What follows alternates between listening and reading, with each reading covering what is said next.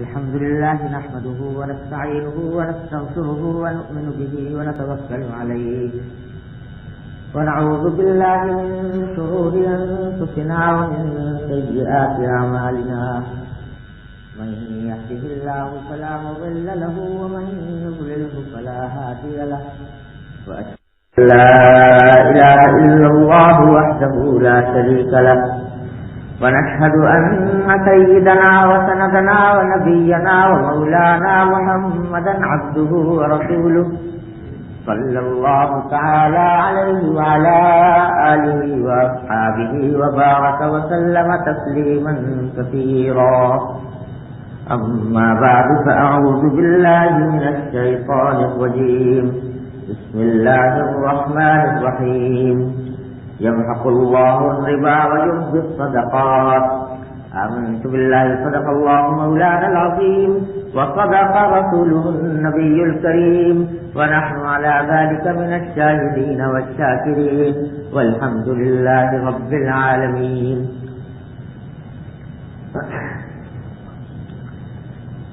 میرے محترم بھائی اور بہنوں، آج کی اس نشست کے لیے جو موضوع تجویز کیا گیا ہے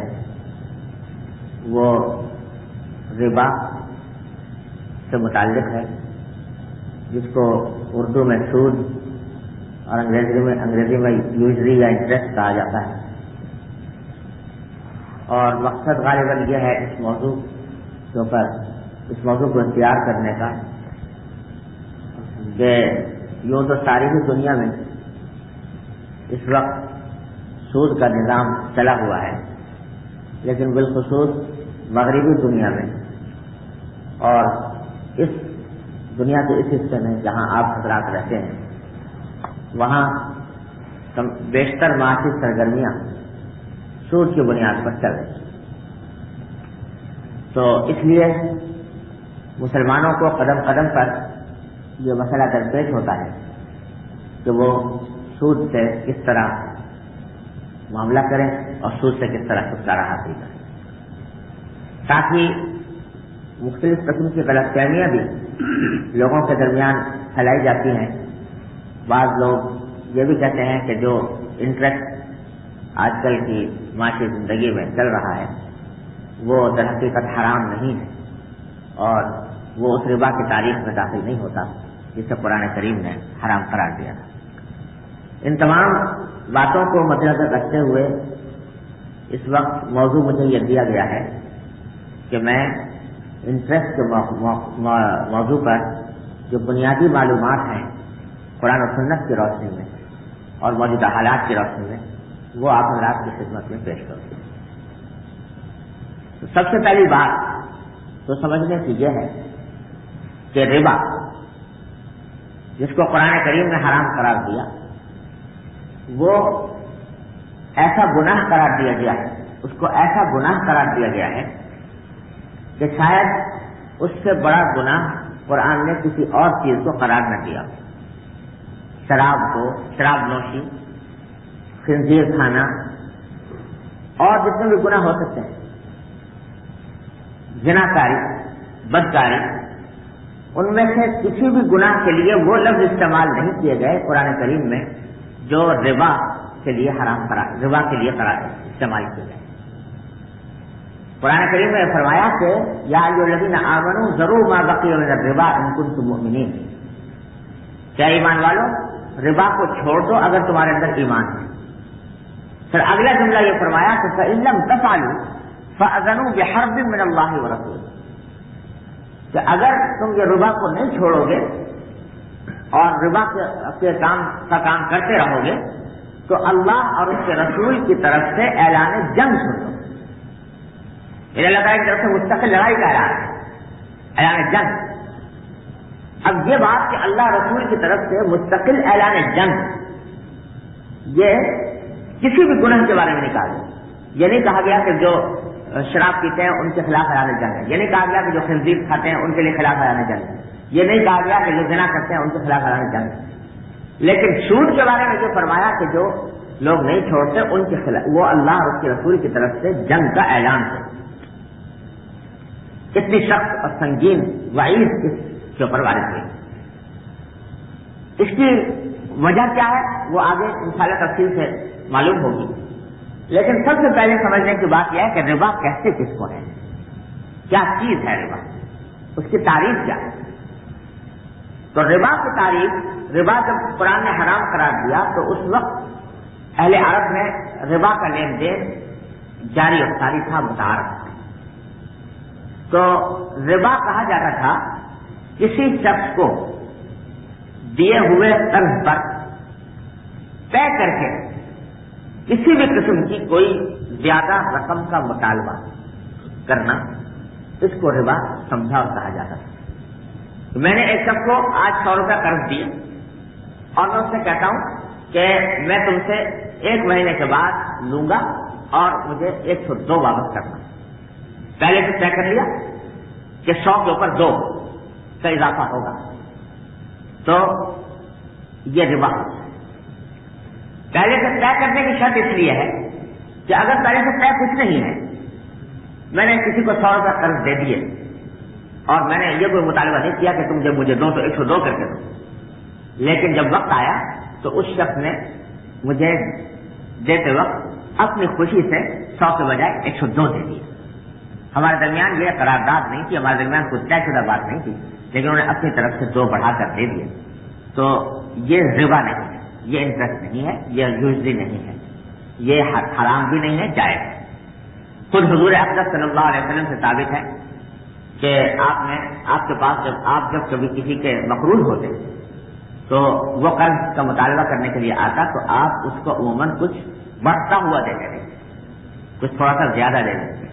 تاکہ اس کی دلجوئی ہو جائے. لیکن چونکہ پہلے سے یہ بات طے شدہ نہیں تھی اس لیے ربا نہیں.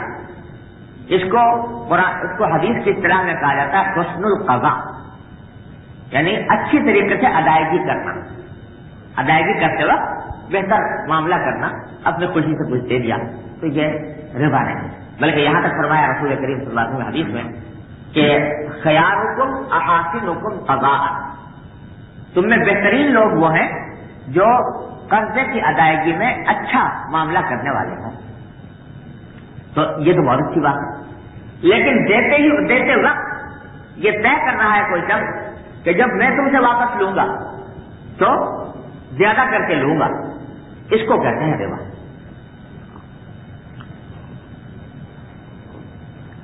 اور اسی کو قرآن کریم نے سخت الفاظ میں حرام قرار دیا. سورہ بقرہ کے تقریباً 2 رکوع پورے اسی کی حرمت کے اوپر نازل فرمائے گئے. بعض اوقات یہ کہا جاتا ہے ہمارے معاشرے میں کہ صاحب جس چیز کو قرآن نے حرام قرار دیا تھا, جس سود کو یا انٹرسٹ کو یا یوزری کو, وہ در حقیقت ایسے صورت ہوتی تھی کہ قرض لینے والا غریب ہوتا تھا, اس کے پاس پیسے نہیں ہوتے تھے, اس کو گھر میں روٹی کھانے کے لیے پیسے نہیں ہیں, کوئی بیمار پڑا ہے اس کے علاج کے لیے پیسے نہیں ہیں, گھر میں کوئی میت پڑی ہوئی ہے اس کو کفنانے کے لیے دفن کرنے کے لیے پیسے نہیں ہیں. ایسے موقع پر کسی شخص سے جا کر وہ بیچارہ پیسے مانگتا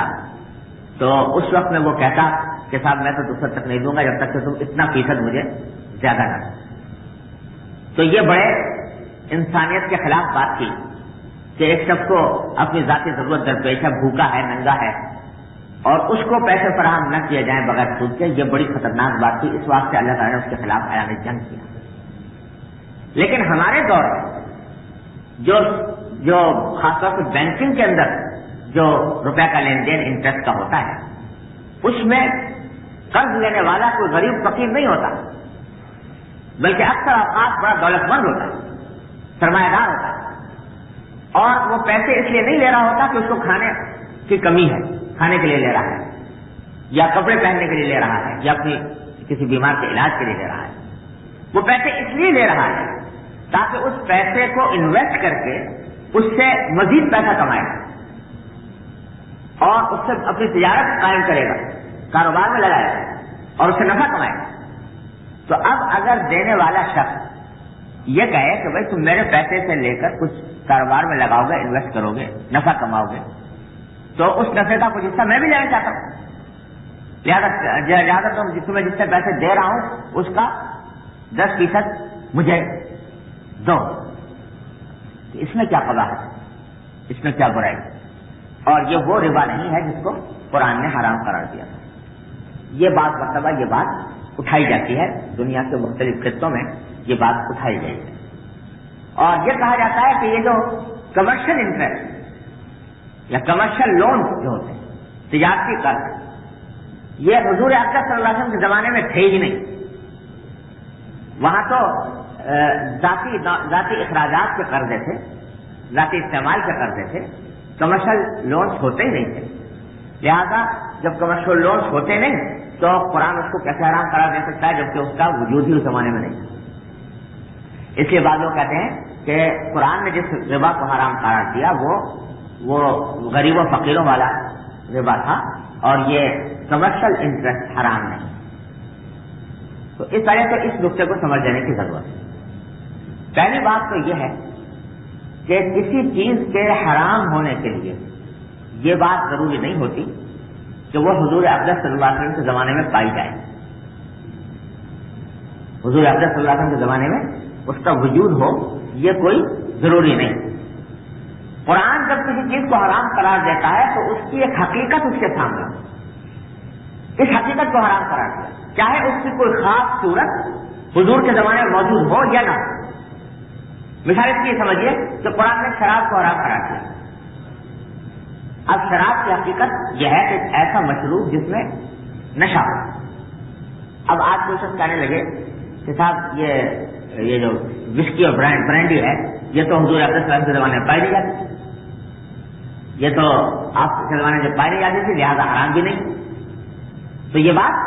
صحیح نہیں ہوگی، اس واسطے کہ وسکی اور برانڈی اس خاص شکل میں تو نہیں پائی جاتی تھی، لیکن اس کی حقیقت کہ ایک ایسا مشروب جو نشہ آور ہو یہ حضور اکرم صلی اللہ علیہ وسلم کے زمانے میں موجود تھا اور آپ نے اس کو حرام قرار دے دیا، تو وہ ہمیشہ کے لیے حرام ہو گیا۔ اب وہ چاہے شراب کی کوئی نئی صورت پیدا ہو، اس کا نام چاہے وسکی رکھ لو، چاہے برانڈی رکھ لو، چاہے رم رکھ لو، چاہے وڈکا رکھ لو، جو چاہو، وہ جس طریقے سے بھی اس کی شکل پیدا ہوگی وہ حرام ہے۔ تو اس لیے یہ کہنا کہ صاحب کمرشل لون جو زمانے میں نہیں تھے آج پیدا ہو گئے ہیں اس واسطے وہ حرام نہیں ہو سکتے، یہ خیال درست نہیں۔ مجھے ایک لطیفہ یاد آیا کہ ایک ہمارے ہاں ہندوستان کا ایک گویا تھا، گویا جانتے ہیں یعنی مغنی گانے والا، وہ کہیں حج کو چلا گیا۔ حج کو جاتے ہوئے جب وہاں سے مکہ مکرمہ سے مدینہ شریف جا رہا تھا تو راستے میں ایک منزل پر قیام ہوا۔ تو پہلے زمانے میں رات کو منزل پر رک کر سو کر پھر اگلے دن سفر ہوتا تھا، مدینہ طیبہ جایا کرتے تھے لوگ۔ تو منزل پر رکا تو وہاں کوئی عرب گویا آ گیا جو عرب مغنی تھا، اور اس نے بیٹھ کر وہاں منزل پر عربی میں اپنا گانا بجانا کچھ شروع کر دیا۔ وہ اس عرب گویے کی آواز اس کی کچھ بھدی تھی، خراب قسم کی آواز کی بھدی، قریب اس صوت تھا کہ وہ بہت برا لگا اس کو ہندوستانی گویے۔ تو اس نے اس کو سن کر کہا کہ بات دراصل یہ ہے، آج میری سمجھ میں آئی بات کہ حضور اکرم صلی اللہ علیہ وسلم نے ان عرب بدوؤں کا گانا سنا تھا، اس بات سے اس کو حرام کر دیا۔ اگر کہیں میرا گانا سن لے تو حرام نہ کر، اگر کہیں میرا گانا سن لیا ہوتا تو اس کو حرام قرار نہ دے۔ تو آج کل یہ ایک مزاج بن گیا کہ ہر چیز کے بارے میں یہ کہنا کہ حضور صلی اللہ علیہ وسلم کے زمانے میں یہ ہوتا تھا اس واسطے وہ حرام تھی، آج یہ بات نہیں ہے لہذا حرام نہیں۔ کہنے والے یہاں تک کہہ رہے ہیں کہ صاحب خنزیروں کو جو حرام قرار دیا گیا تھا وہ اس لیے قرار دیا گیا تھا کہ وہ گندے ماحول میں نالیوں کے اوپر غلاظت کھاتے تھے، گندے ماحول کے اندر پڑے رہتے تھے، گندے ماحول کے اندر ان کی پرورش ہوتی تھی، تو اس واسطے اس کو حرام کر دیا تھا۔ اب تو بڑے ہائیجینک قسم کے ماحول کے اندر ان کی پرورش ہوتی ہے، اعلیٰ درجے کے فارم اس کے لیے قائم ہے، لہذا اس کو حرام ہونے کی کوئی وجہ نہیں۔ تو یاد رکھیے قرآن جب کسی چیز کو حرام قرار دیتا ہے تو اس کی ایک حقیقت ہے، صورتیں اس کی کتنی بدلتی رہیں، اس کے پیدا ہونے کے تیاری کے طریقے کتنے بدلتے رہے، لیکن وہ حقیقت اپنی جگہ برقرار رہتی ہے، وہ حرام ہے۔ یہ ہے اصول۔ پھر یہ کہنا بھی درست نہیں ہے کہ حضرت صلی اللہ علیہ وسلم کے عہد مبارک میں کمرشل لونز کا رواج ہی نہیں تھا، سارے قرضے جو ہیں وہ ذاتی ضرورت کے لیے لیے جاتے تھے اور کمرشل لونز نہیں ہوتے۔ میں نے پوری کتاب اس موضوع پر لکھی ہے اور میرے والد ماجد حضرت مفتی محمد شفیع صاحب رحمۃ اللہ علیہ کی بھی کتاب ہے مسئلہ سود کے نام سے، اور اس پر میں دوسرا حصہ میں نے لکھا ہے، اس میں میں نے مثالیں دی کہ سرکار دو عالم صلی اللہ علیہ وسلم نے کے زمانے میں بھی تجارتی قرضوں کا لین دین ہوتا تھا. لوگ یہ سمجھتے ہیں جب یہ کہا جاتا ہے نا کہ عرب کے سارا نشین، عرب کے سارا نشین، لوگوں کے ذہن میں یہ بات آتی ہے کہ وہ جو معاشرہ تھا جس میں حضور اکرم صلی اللہ علیہ وسلم تشریف لائے تھے وہ ایسا معمولی سا معاشرہ تھا کہ اس میں تجارت تو ہوتی نہیں ہوگی، اگر ہوگی بھی تھوڑی بہت گندم بیچ لیا، جو بیچ لیا اور 10-20 روپے کی کھجور بیچ لی،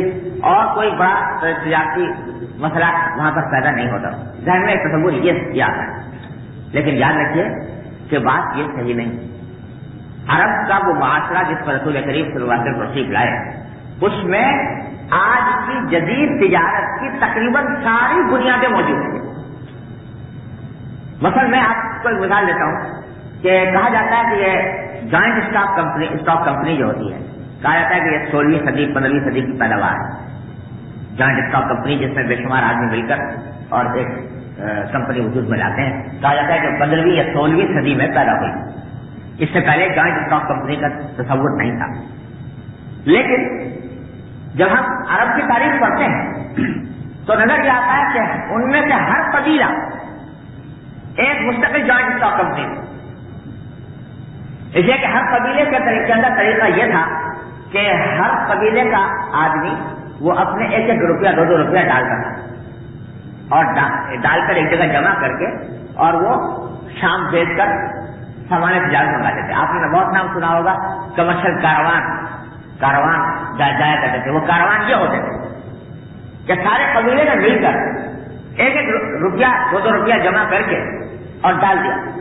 اور اس کا پیسہ اکٹھا کر کے وہاں پر بھیجا اور وہاں سے سامان لا کر یہاں پر فروخت کیا. یہ قرآن شریف میں ذکر رحلت الشتاء والصيف لإلاف قریش إلافهم رحلت الشتاء والصيف، کہ عرب کے لوگ جو ہے سردیوں میں سفر کرتے ہیں یمن کی طرف اور گرمیوں میں سفر کرتے ہیں شام کی طرف. تو یہ گرمیوں اور سردیوں کے یہ سفر مستقل جاری تھے یہ تجارت کے لیے، کہ ادھر سے سامان لا کر وہاں بیچ دیا، وہاں سامان لا کر یہاں بیچ دیا. وہ سارا کچھ یہ کلیکٹ والے ہیں کہ جس میں ایک آدمی بعض اوقات 10 لاکھ درہم 10 لاکھ دینار قرض لیتا تھا. اور ظاہر 10 لاکھ دینار اگر کوئی شخص قرض لے رہا ہے تو کیا اس لیے لے رہا ہے کہ اس کو گھر میں کھانے کے لیے روٹی نہیں یا میت کو کفن دینے کے لیے کپڑا نہیں. وہ ظاہر کہ اتنا بڑا ربا اگر وہ قرض اگر لے رہا ہے تو وہ کسی کمرشل مقصد کے لیے لیتا تھا. سب سے جس وقت نبی کریم صلی اللہ علیہ وسلم نے حجۃ الوداع کے موقع پر ربا کی حرمت کا اعلان فرمایا تو فرمایا کہ آج سے ربا ختم کر دیا گیا، اور ساتھ فرمایا اول ربا اضعه ربا العباس بن عبد المطلب، سب سے پہلا ربا. ملنے کا پتہ الفرقان کو میں رائٹ آف کرتا ہوں، ختم کرتا ہوں. وہ عباس میرے چچا عباس بن عبد المطلب کا، یعنی حضرت عباس جو حضور اکرم صلی اللہ علیہ وسلم کے چچا تھے، وہ لوگوں کو سود پر قرض دیا کرتے. تو آپ نے فرمایا کہ آج کے دن کیونکہ ربا حرام ہو گیا تو میں سب سے پہلا ربا جو اس کو ختم کرتا ہوں وہ عباس بن عبد المطلب کا ربا ہے، یعنی ان کا جو ربا لوگوں کے ذمہ واجب تھا آج سے میں ختم کر دیا. اب روایات میں آتا ہے کہ وہ کتنا تھا ربا، تو لکھا ہے کہ 10,000 مثقال سونا. 10,000 مثقال سونا. مثقال تقریباً یہ سمجھیے کہ 4 ماشے کا ایک مثقال ہے. 4 ماشا جو ہمارے یہاں وزن ہوتا ہے اس کے برابر ایک مثقال ہے. تو 10,000 مثقال سونا سود واجب تھا، قرضہ نے پرنسپل نے جو اس کے اوپر انٹرسٹ اپروو ہوا تھا وہ 10,000 مثقال. اب بتائیے کہ کیا یہ 10,000 مثقال جس کے اوپر سود لگ گیا ہو کیا وہ محض کسی کو کھانا کھلانے کے لیے قرضہ دیا گیا تھا؟ ظاہر ہے کہ وہ تجارت میں لگا. حضرت زبیر بن عوام رضی اللہ تعالیٰ عنہ جو عشرہ مبشرہ میں تھے، وہ لوگوں کے قرضے ان کے پاس رہتے تھے. انہوں نے بالکل اس طرح کا نظام جاری کر رکھا تھا جیسے بینکنگ کا نظام ہوتا ہے. لوگ ان کے پاس اپنی امانتیں لا کر رکھواتے ڈپازٹ، اور وہ ان سے کہتے کہ میں اس کو بطور قرض لیتا ہوں، میرے ذمہ قرض، اور پھر وہ اس کو تجارت میں لگاتے۔ تو جس وقت ان کا انتقال ہوا تو ان کے صاحبزادے فرماتے ہیں کہ ان کے ذمے جو ان کے پاس جو ڈپازٹ تھے وہ عربی میں الفاظ سے 200,000 و 200,000،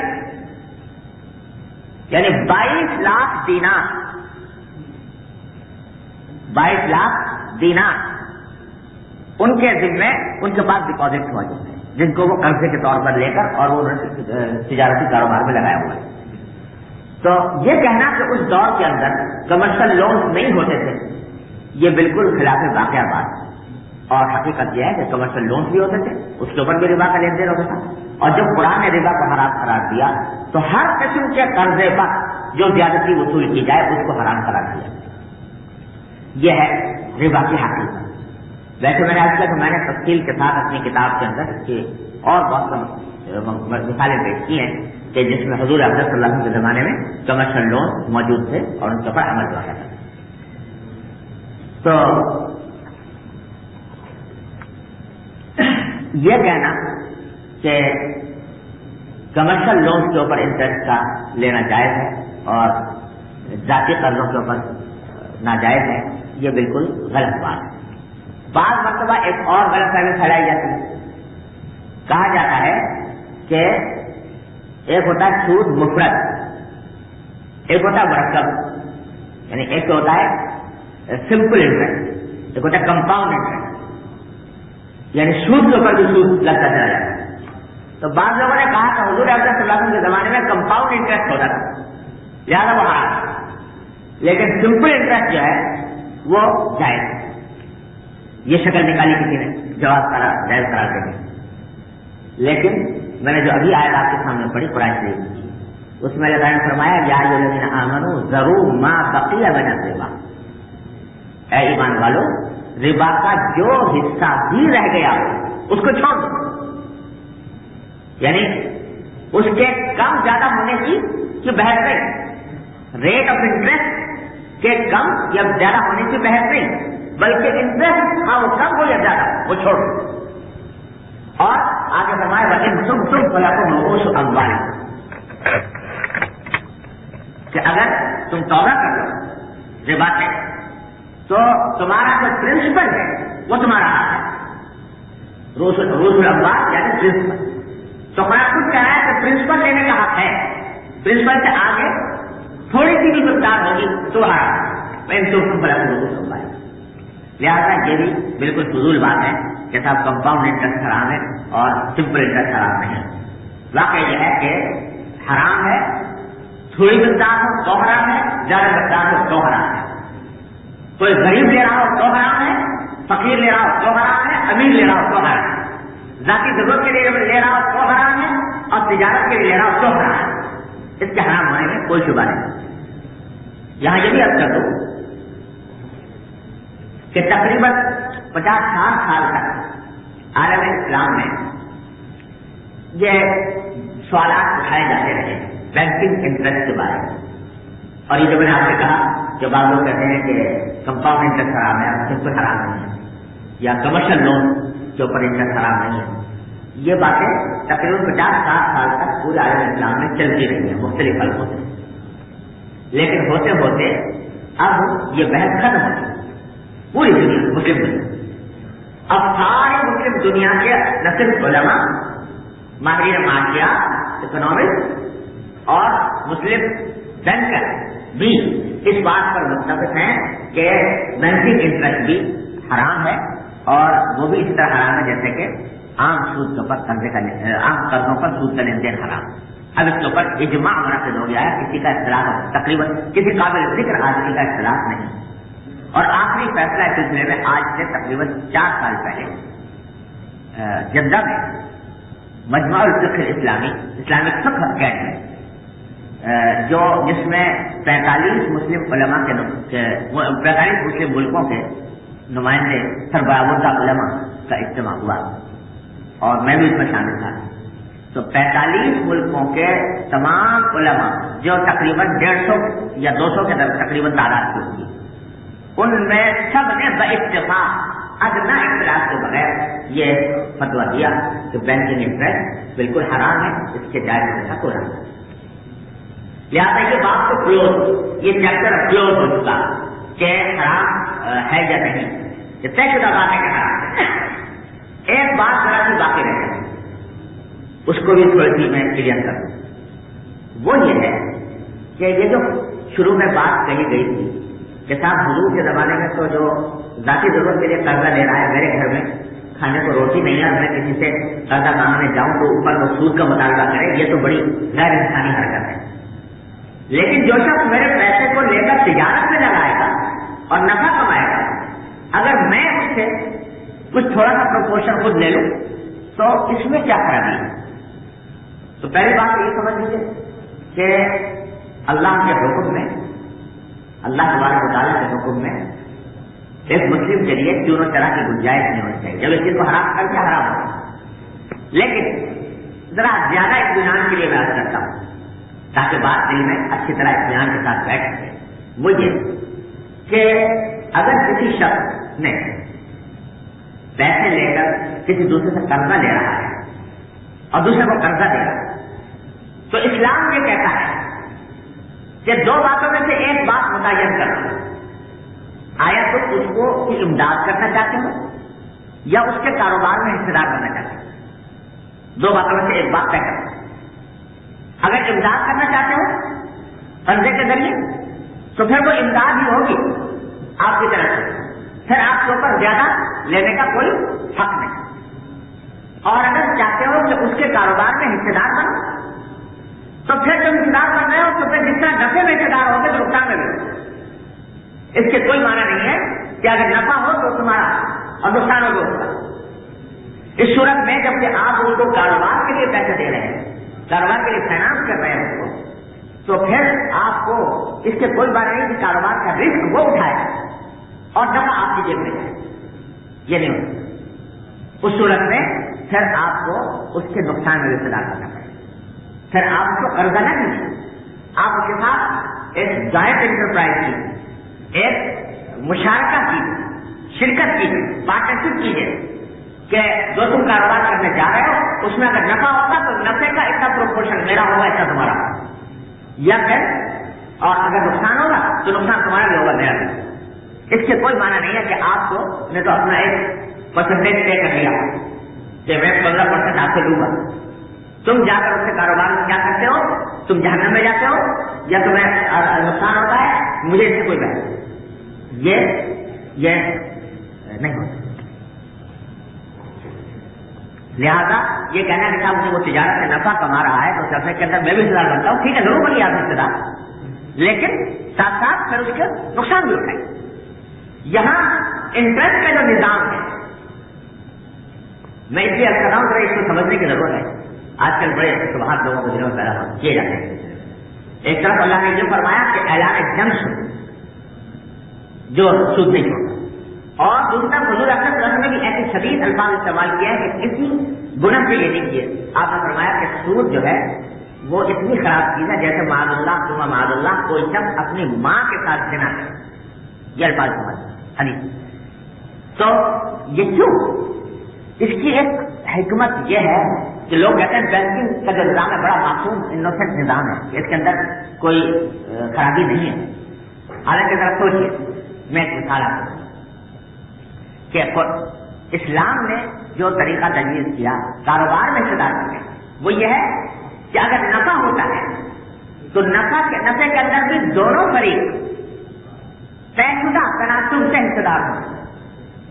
اور اگر نقصان ہوتا ہے تو نقصان کے اندر بھی دونوں حصہ دار ہوں۔ یہاں بینکنگ کا جو نظام ہے موجودہ، اس نظام کا خلاصہ یہ ہوتا ہے کہ ایک فریق بعض اوقات تو یہ ہوتا ہے کہ اگر قرض لینے والے کو نقصان ہو گیا تو قرض فائدے میں اور لینے والا نقصان، اور بسا اوقات یہ ہوتا ہے کہ قرض لینے والے نے زیادہ طرف سے نفع کمایا اور قرض دینے والے کو معمولی طرح سے اس نے نفع دیا۔ اس کو ایک مثال سے آپ سمجھیے کہ ایک شخص ہے، وہ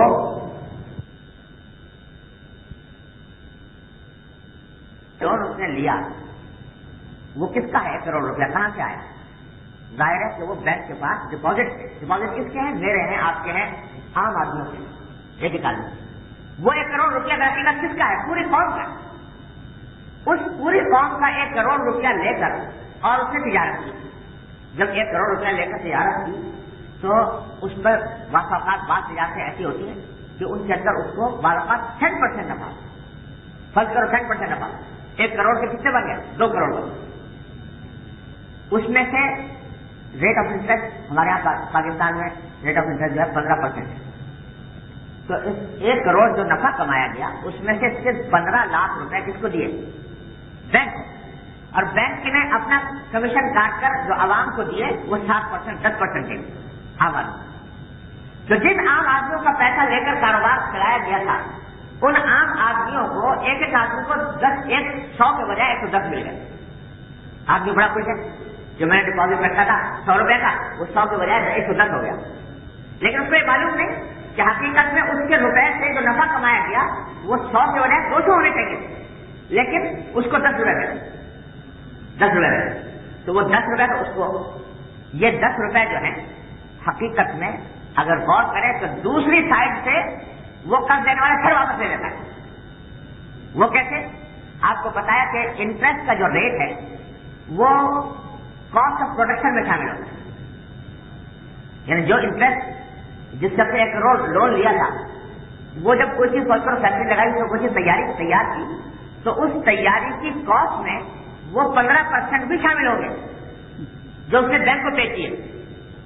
تو جب 15% کاسٹ میں شامل ہو گئے تو جو چیز پروڈکشن ہوگی اس کی قیمت کی پرائس 15% بڑھ گئی۔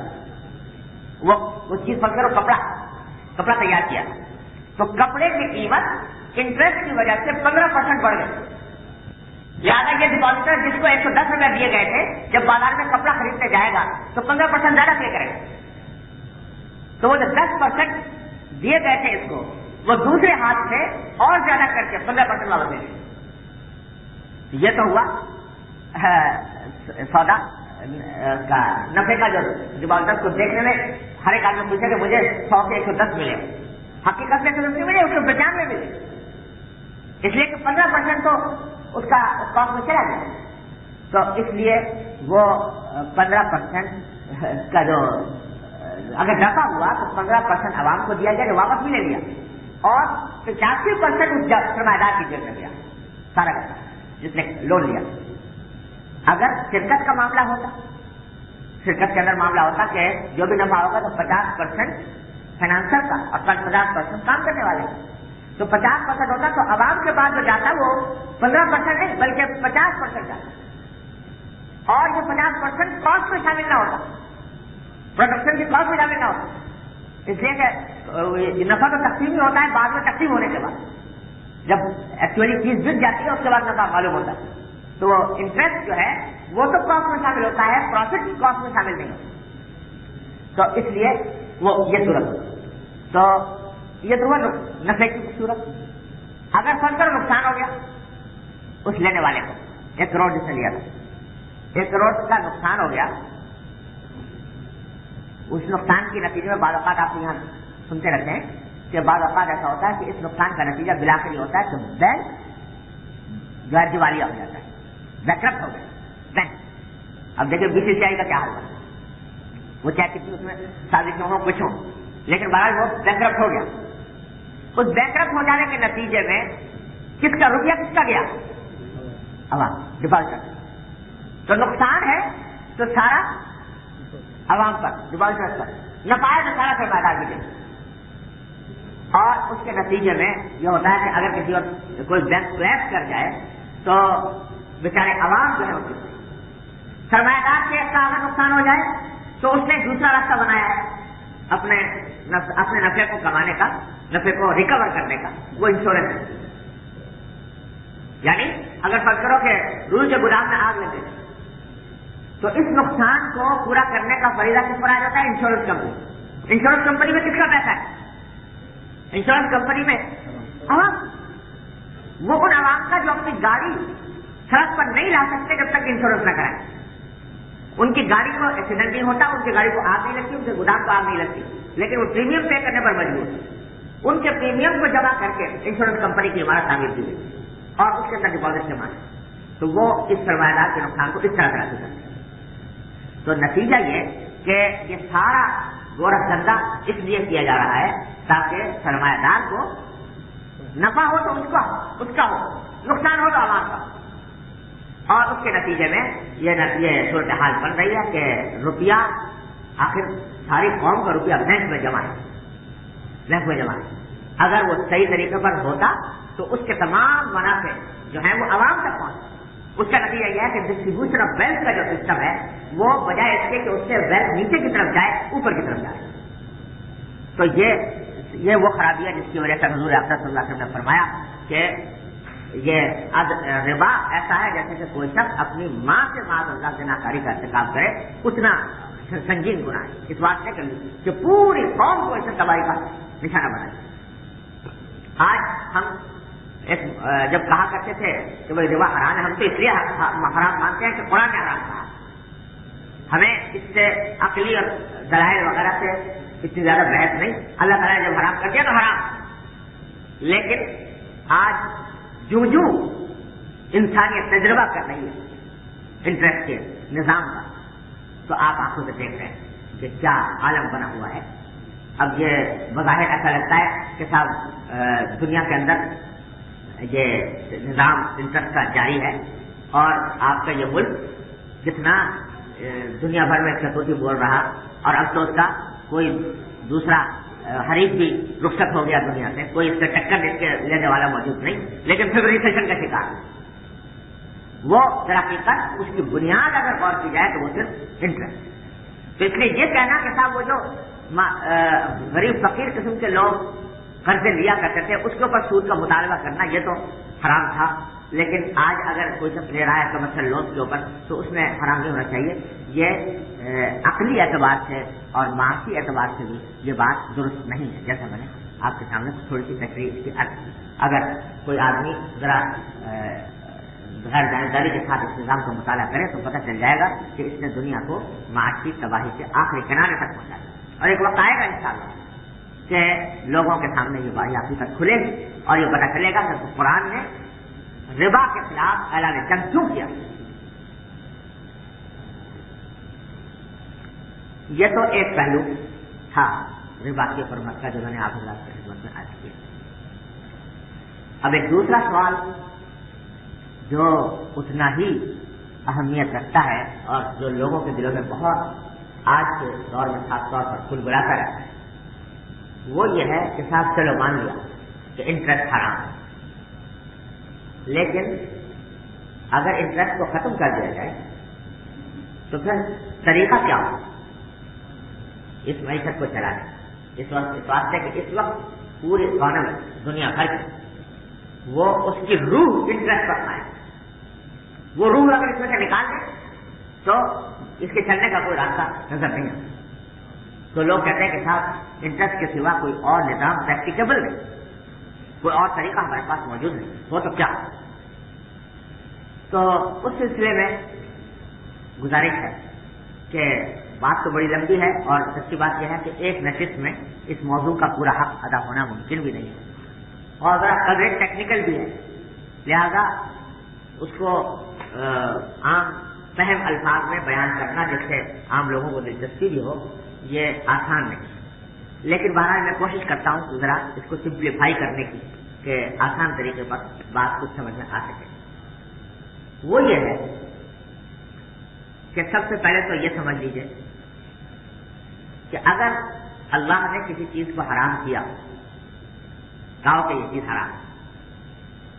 تو یہ ممکن ہی نہیں ہے کہ وہ انڈسپینسبل، اگر وہ انڈسپینسبل ہوتی، ناگزیر ہوتی تو اللہ اس کو حرام نہ کرتا۔ قرآن نے کہا لا یکلف اللہ نفسا الا وسعها، اللہ تعالیٰ کسی ایسی بات کا حکم نہیں دے سکتے جو انسان کی وسعت سے باہر، لہذا ایک مومن کے لیے اتنی بات بھی کافی ہے کہ اللہ نے جب حرام کیا تو اللہ سے زیادہ کوئی جانے والا نہیں ہے کہ کون سی چیز انسان کے لیے ضروری ہے، کون سی چیز ضروری نہیں ہے۔ اگر حرام کیا تو یقیناً وہ ضروری نہیں، کچھ گڑبڑ کہیں پائی جا رہی ہے جس کی وجہ سے وہ ضروری معلوم ہو رہی ہے، تو اس گڑبڑ کو دور کرنے کی ضرورت ہے، نہ یہ کہنا کہ صاحب اس سے بغیر کام نہیں کرے. پہلی بات تو یہ. دوسری بات یہ ہے جیسا میں نے ابھی عرض کیا کہ بعض لوگ یہ سمجھتے ہیں کہ انٹرسٹ کو جب قرآن خراب قرار دیتا ہے تو اس کے بعد اس کا مطلب یہ ہے کہ آئندہ سب لوگوں کو انٹرسٹ فری لون کیے جائیں، یعنی اس کے اوپر کوئی منافع کا مطالبہ نہ ہو. لہٰذا بہت سے لوگ انٹرسٹ کے خلاف جو کچھ باتیں ہوتی ہیں اس سے یہ نتیجہ نکالتے ہیں کہ اس کا نتیجہ یہ ہوگا کہ پھر انٹرسٹ جب ختم ہو جائے گا تو بغیر کسی منافع کے ہمیں قرضے ملا کریں گے، جو چاہیں جتنے چاہیں قرضے حاصل کریں اور جتنے چاہیں اس سے کوٹھیاں بنگلے بنائیں اور جتنے چاہیں اس سے فیکٹریاں قائم کریں. تو اسی بات سے لوگ سمجھتے ہیں کہ ساری یہ بات تو پریکٹیکل نہیں ہے، اس لیے کہ ہر ایک آدمی کو جب قرضہ بغیر سود کے دیا جائے گا تو پیسے اتنے کہاں سے آئیں گے کہ سب کو بغیر سود کے قرضے ملیں. یاد رکھیے کہ انٹرسٹ کا جو آلٹرنیٹو ہے وہ قرض حسنہ نہیں کہ قرض ویسے بغیر کسی چانس کے اس کو لے جائے. اس کا آلٹرنیٹو اصل میں ہے مشارکت، جو بھی میں نے آپ سے سمجھایا.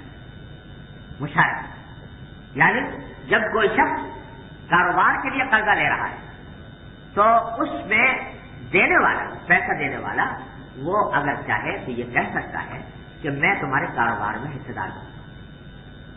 اگر تمہیں نفع ہوگا تو اس نفع کا بھی کچھ حصہ مجھے دینا پڑے گا، اور اگر نقصان ہوگا تو اس نقصان کے ذریعے میں شامل ہوں.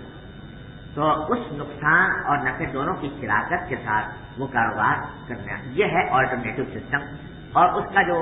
جو نظریاتی پہلو ہے میں آپ کے سامنے عرض کر چکا کہ انٹرسٹ کی صورت میں تو بہت متعین معمولی قسم کا حصہ ہے جو دولت کو پیسے دینے والے کو اور اس کے ذریعے ڈپازٹرز کو پہنچتا ہے. لیکن اگر مشارکت کی بنیاد پر کاروبار کیا جائے، فنانسنگ جو ہے وہ مشارکت کی بنیاد پر ہو،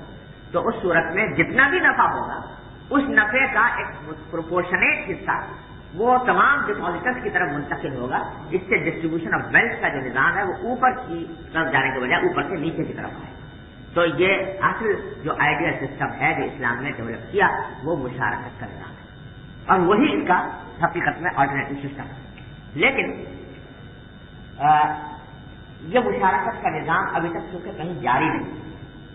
ابھی تک کسی جگہ اس کے اوپر عمل نہیں ہوا، اس لیے اس کی برکات لوگوں کے سامنے آ نہیں رہی. ابھی پچھلے تقریباً 20-25 سال کے دوران مسلمانوں نے مختلف جگہوں پر اس بات کی کوششیں کی ہیں کہ وہ ایسے مالیاتی ادارے اور بینک قائم کریں جو انٹرسٹ کی بنیاد پر نہ ہوں بلکہ اسلامی اصولوں کی بنیاد پر چلائے جائیں. اور آپ کے علم میں شاید پتہ نہیں یہ بات ہے یا نہیں کہ اس وقت دنیا بھر میں کم از کم بھی 80 سے لے کر 100 تک ایسے بینک اور اسلامی اور فائنینشیل انسٹیٹیوشن قائم ہو چکے ہیں جو دعویٰ یہ کرتے ہیں کہ وہ اسلامی بنیادوں پر اپنے کاروبار کو چلا رہے ہیں اور انٹرسٹ سے پاک کاروبار کر رہے ہیں. میں یہ نہیں کہتا کہ ان کا یہ دعویٰ 100% صحیح ہے، ہو سکتا ہے، اور جیسے دیکھنے میں بھی آیا ہے کہ اس میں بہت سی غلطیاں بھی ہیں، کوتاہیاں بھی ہیں. لیکن بہرحال یہ حقیقت اپنی جگہ ہے کہ 100 کے قریب ادارے غیر سودی بنیادوں پر اس وقت دنیا بھر میں کام کر رہے ہیں، مختلف عالم اسلام کے مختلف ملکوں میں بھی اور مغربی ملکوں میں. بعض یورپ کے اندر کئی قائم ہیں، امریکہ کا میرا خیال ابھی تک کوئی قائم نہیں ہوا، لیکن یورپ میں مطابق ادارے قائم ہیں. تو انہوں نے مشارکہ کے طریقے پر عمل کرنا شروع کیا بات، اور جہاں جہاں مشارکہ کے طریقے کو اپنایا گیا وہاں اس کے نتائج بہتر نکلے. ہم نے پاکستان میں ایک بینک کا تجربہ کیا، اور میں آپ سے بغیر کسی، اس لیے میں جب اس بینک کے اندر میں اس کے شریعہ سپروائزری بورڈ کے ایک ممبر کے حیثیت سے میں خود اس کا جا کر معائنہ اور چیکنگ کی نفع نام سے، لیکن اس میں مشارکت کی بنیاد پر بعض مرتبہ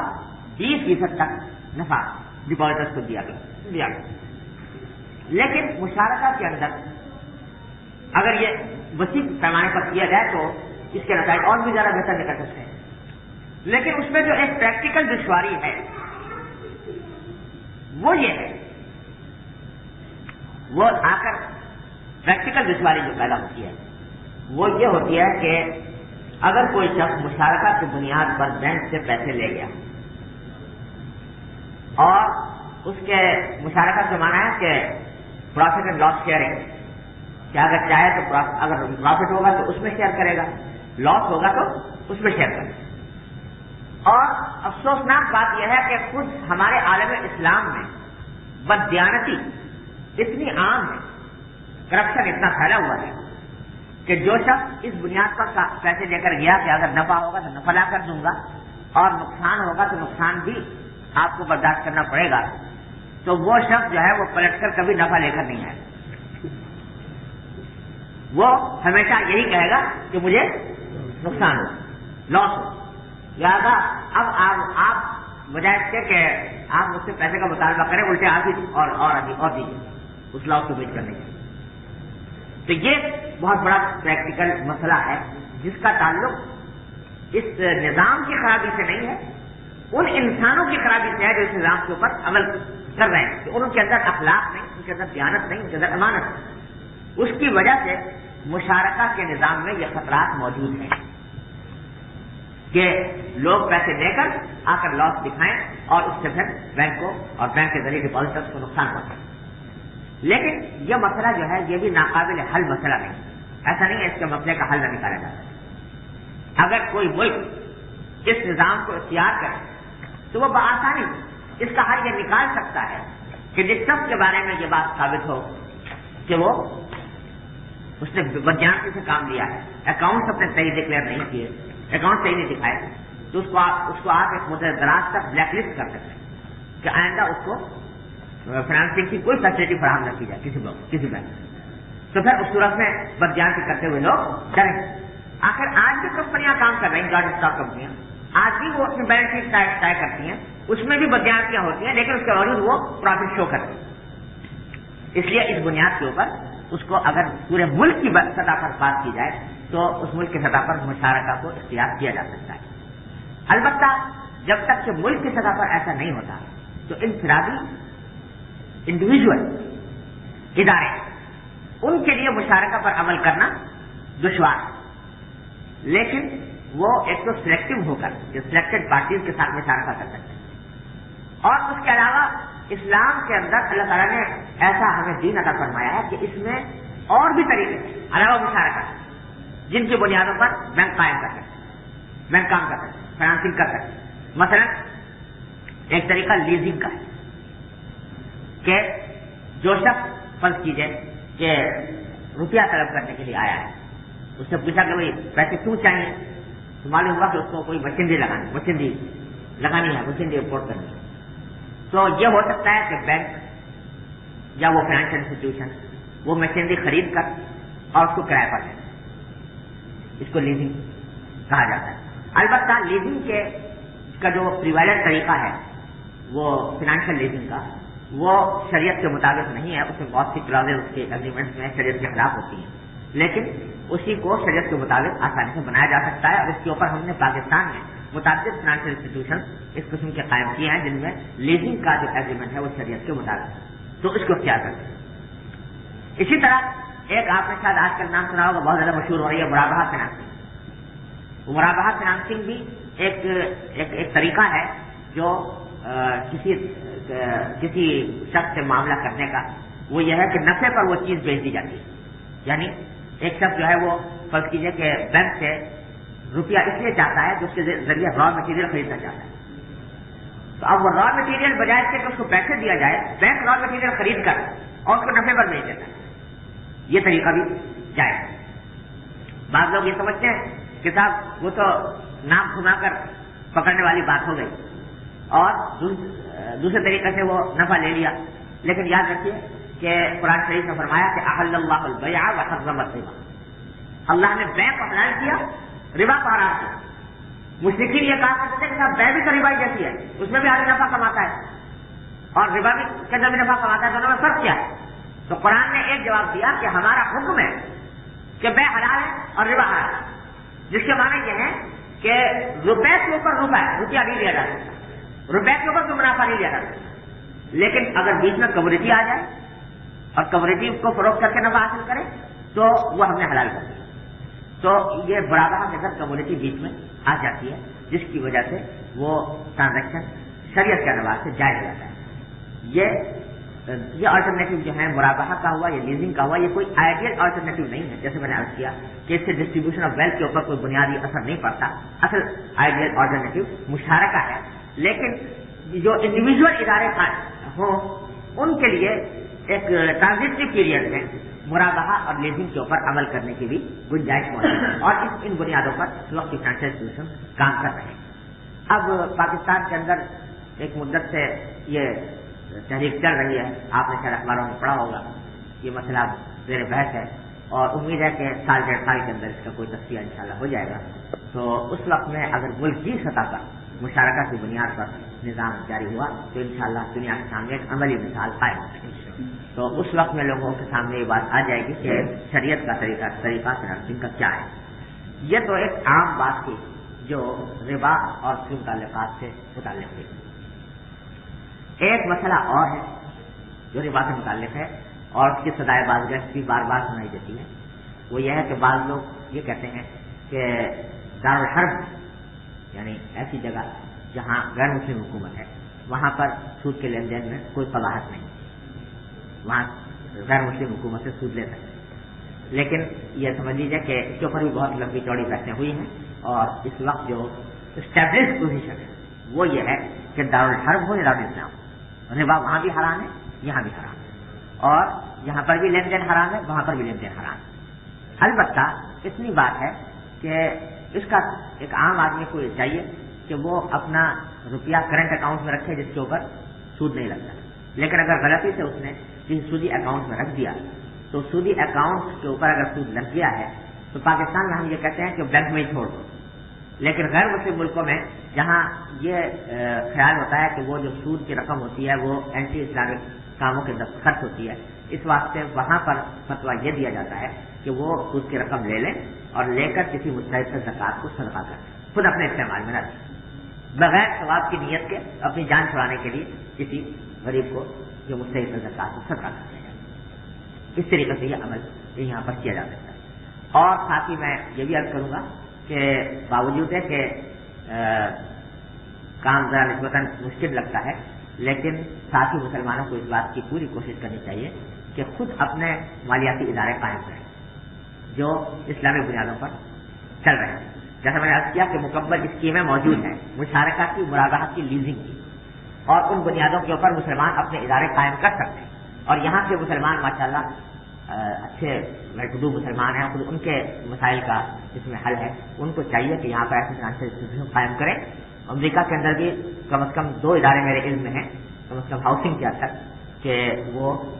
صحیح اسلامی بنیادوں پر کام کر رہے ہیں. ایک ٹورانٹو میں ہے اور ایک لاس اینجلس میں ہے. تو یہ اب مختلف ان اداروں کی تعداد بڑھنی چاہیے اور مسلمانوں کو اپنے طور پر یہاں پر اس کو قائم کرنا چاہیے. لیکن اس میں بنیادی شرط یہ ہے کہ جب اس کا نظام بنائے تو ماہر فقہا اور مفتی حضرات سے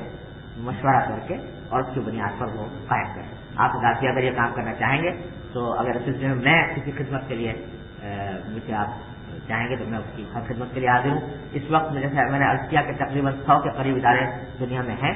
اور میں تقریباً 5 سال سے ان مختلف اداروں کے طریقہ کار میں انوالو ہوں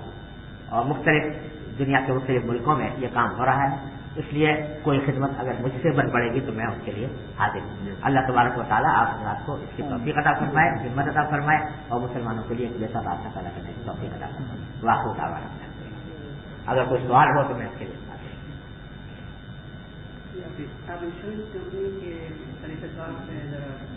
یہ وہ کریں گے یا یہ کیا چیز حلال ہے اور کیا چیز حرام خاص طور پر لائف انشورنس. دیکھیے انشورنس ایک مستقل موضوع اور اس وقت تقریباً 1-1.5 گھنٹہ جو گفتگو ہوئی وہ پیکس سے متعلق تھی. اگر انشورنس کے اوپر بھی تمام مفصل گفتگو کی جائے تو وہ بھی تقریباً اتنا ہی وقت ہے. لیکن لائف انشورنس کے اندر یہ ہے کہ اس میں ربا بھی ہے قمار بھی قمار جوا. تو اس وجہ سے وہ جو طریقہ کار اس وقت لائف انشورنس کا چل رہا ہے وہ ربا اور قمار دونوں پر مشتمل ہے. اس واسطے حرام ہے. اگر کسی نے لیا ہوا ہو تو پھر جتنا پریمیم اس نے پے کیا ہے صرف اتنا اس نے استعمال میں لانا جائز، اس سے زیادہ استعمال میں لانا جائز نہیں۔ لیکن جیسا میں نے کیا کہ جیسے بینکنگ کے معاملے میں ہے کہ اس کے متبادل ادارے دنیا میں الحمدللہ قائم ہو رہے ہیں، غلطیاں ہیں یہ سمجھ لیجیے، میں جو کہہ رہا ہوں کہ اس میں غلطیاں بھی ہیں، کوتاہیاں بھی ہیں،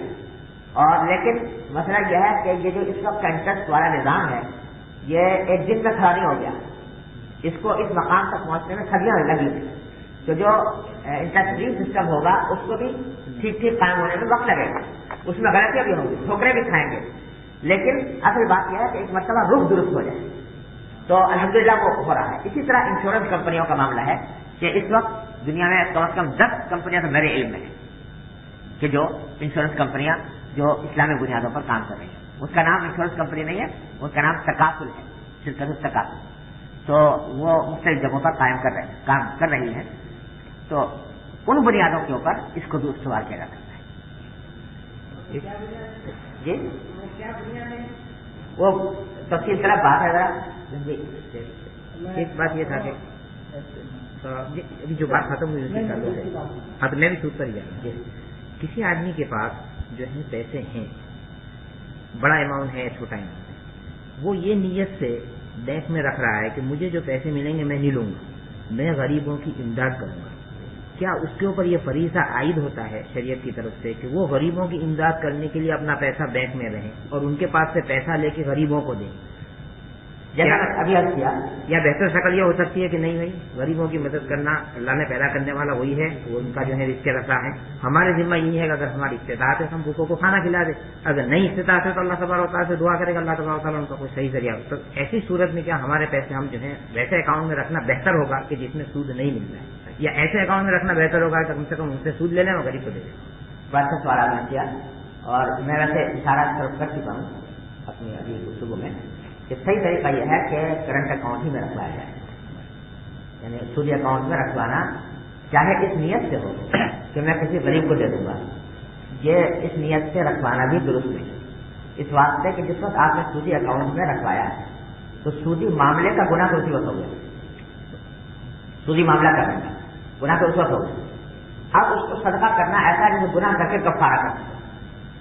تو اس وقت یہ ہے کہ آدمی گناہ کرے پھر کفارہ ادا کرے، اور اس وقت یہ ہے کہ گناہ کرے ہی نہیں، تو ظاہر ہے کہ وہ صورت بہتر ہے جس میں گناہ کرے گی، اس لیے صحیح راستہ یہی ہے کہ کرنٹ اکاؤنٹ میں رکھوائے، اور اگر غلطی سے رکھوا دیا ہے ناواقفیت کی وجہ سے سودی اکاؤنٹ میں تو اس صورت میں چارہ کار یہ ہے کہ جو ملا ہے اس کو کسی غریب کو سکھا ہے۔ اب آپ نے کہا کہ یہ سود کسی طرح سے غلطی سے اگر آپ نے رکھ دیا ہمارا پیسہ مل گیا تو آپ غریب کو دے دیں گے، تو آپ غریب کو سود کا پیسہ کھلا رہے ہیں، لیکن وہاں عرب میں جو غریب کے پیسہ سود دیتا تھا اس کو نہ کرنا۔ اچھا سوال کیا آپ نے۔ اصل میں بات یہ ہے کہ غریب کو کھلانے کے کا منشا یہ ہوتا ہے، فائدہ یہ جو غریب کو دے رہے ہیں وہ سود کا پیسہ نہیں ہوا حقیقت میں، بات یہ ہے کہ اگر کسی دوسرے کی ملکیت میرے پاس آ گئی، کسی دوسرے کا روپیہ میرے پاس آ گیا تو اصل میرا کام یہ ہے کہ میں اس کو واپس لوٹاؤں، ٹھیک ہے، لیکن اگر وہ میرے پاس لوٹانے کی قدرت نہیں ہے، بالکل میں جانتا نہیں کہ وہ کس کا پیسہ ہے، نہ میرے پاس اس کا پتہ معلوم ہے، تو اس صورت میں شریعت نے حکم یہ دیا ہے کہ تم اس کو کسی غریب کو صدقہ کرو۔ وہ صدقہ جو ہوتا ہے وہ میری طرف سے نہیں ہے، نہ وہ سود ہے، بلکہ در حقیقت وہ اصلی اوریجنل جو مالک تھا اس کی طرف سے ایک چیریٹی جو غریب کو دی جاتی ہے۔ تو یہ نہیں ہے کہ غریب کو سود کھلایا جا رہا ہے، بلکہ اصل مالک جو اصل جس کا حق تھا جس تک پہنچانا میرے